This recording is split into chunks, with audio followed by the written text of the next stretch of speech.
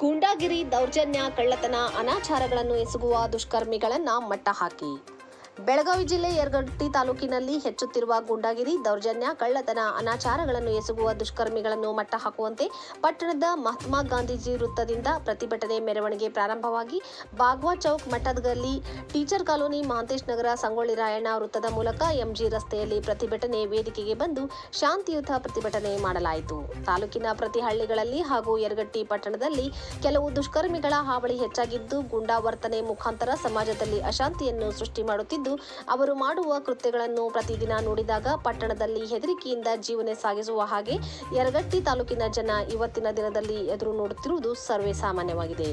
ದಲಿತ ಮುಖಂಡ ಭಾಸ್ಕರ್ ಹಿರೇಮೇತ್ರಿ ಮತ್ತು ಹಲವರು ಈ ಸಭೆಯಲ್ಲಿ ಮಾತನಾಡಿದರು. ಪಟ್ಟಣದ ಮಹಿಳೆ ವ್ಯಾಪಾರಸ್ಥರ ಮೇಲೆ ಹಲ್ಲೆ ಮಾಡಿ ಕಪಾಳಕ್ಕೆ ಹೊಡೆಯುವುದು, ತಾಲೂಕಿನಲ್ಲಿ ಜರುಗುವ ಸಾರ್ವಜನಿಕ ಸಭೆ ಸಮಾರಂಭಗಳು, ಮೆರವಣಿಗೆಯಲ್ಲಿ ಅನಗತ್ಯವಾಗಿ ಭಾಗವಹಿಸಿ ಜಗಳ ಮಾಡಿ ಜನರಿಗೆ ಚಾಕು ತೋರಿಸಿ ಜೀವ ಬೆದರಿಕೆ ಹಾಕಿ ಅಷ್ಟೇ ಅಲ್ಲದೆ ಅವರ ಮನೆಯವರಿಂದ ಜೀವ ಬೆದರಿಕೆ ಹಾಕುವುದು, ಬಾರ್, ಖಾನಾವಳಿ, ಧಾಬಾಗಳಲ್ಲಿ ಊಟ ಮಾಡಿದ ನಂತರ ಬಿಲ್ ಕೇಳಿದರೆ ಮಾಲಕರೇ ಮೇಲೆ ಹಾಗೂ ಅಲ್ಲಿರುವ ಕೆಲಸಗಾರರ ಮೇಲೆ ಹಲ್ಲೆ ಮಾಡಿ ಬಿಲ್ ಕೊಡದೇ ಹೋಗುವುದು ಇಂತಹ ಪ್ರಕರಣಗಳು ಬೆಳಕಿಗೆ ಬಂದ ಕಾರಣ ಇಂದು ಪಟ್ಟಣದ ಹಾಗೂ ಸುತ್ತಮುತ್ತಲಿನ ಪ್ರದೇಶಗಳ ಸಾರ್ವಜನಿಕರು ಬೀದಿಗೆ ಬಂದು ಪ್ರತಿಭಟನೆ ನಡೆಸಿದ್ದಾರೆ ಎಂದು ಹೇಳಿದರು. ಪಟ್ಟಣದಲ್ಲಿ ಅಶಾಂತಿ ನಿರ್ಮಾಣ ಮಾಡಲು ಯತ್ನಿಸುವ ಕಿಡಿಗೇಡಿಗಳನ್ನು ಮಟ್ಟ ಹಾಕಲು ಪೊಲೀಸ್ ಇಲಾಖೆ ಅಧಿಕಾರಿಗಳು ಚರ್ಚೆ ಮಾಡಿ ಅವರನ್ನು ಕೂಡಲೇ ಬಂಧಿಸಿ ಸೂಕ್ತ ಕ್ರಮ ಕೈಗೊಳ್ಳುವಂತೆ ಮನವಿ ಮಾಡುತ್ತೇನೆ.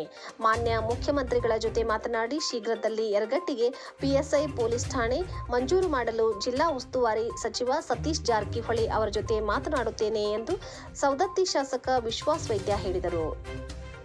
ಈ ಒಂದು ಬಂದ್ನಲ್ಲಿ ತಾಲೂಕಿನ ಸಮಸ್ತ ಜನತೆ ಭಾಗಿಯಾಗಿದ್ದರು. ಪಟ್ಟಣದ ಜನರು ಮೊನ್ನೆ ನನಗೆ ಒಂದು ಕರೆಯನ್ನು ಮಾಡಿ ಒಂದು ಪೂರ್ವಭಾವಿ ಸಭೆಯನ್ನು ನಾವು ಮಾಡ್ತಾ ಇದ್ದೀವಿ ಅಂತ ಹೇಳಿ, ತದನಂತರ ಬುಧವಾರದಂದು ನಾವು ಸುಮಾರು 1000ಕ್ಕೂ ಹೆಚ್ಚು ಜನ ಸೇರಿಸಿ ಎಲ್ಲ ಅಂಗಡಿಗಳನ್ನು ಮುಚ್ಚಿ ಒಂದು ಪ್ರತಿಭಟನೆ, ಅದರಲ್ಲಿ ಆಗಲೇ ನಮ್ಮ ಮನೆಯನ್ನು ಓದುವಂಥ ಸಂದರ್ಭದಲ್ಲಿ ನಾನು ಕೇಳಿದಾಗ ಇಲ್ಲಿ ಆಗ್ತಾ ಇರುವಂಥ ಘಟನೆಗಳನ್ನು ಕೇಳಿ ನನಗೆ ಬಹಳಷ್ಟು ಮನಸ್ಸಿಗೆ ನೋವಾಯಿತು. ಅದರಲ್ಲಿ ರಾತ್ರಿ ಹೊತ್ತು ಹೆಣ್ಣು ಮಕ್ಕಳಿಗೆ ಕೂಡ ದೌರ್ಜನ್ಯ ಆಗಿದ್ದನ್ನು ಕೇಳಿ ನನಗೆ ಬಹಳಷ್ಟು ನೋವಾಗ್ತಾ ಇದೆ. ಇದನ್ನ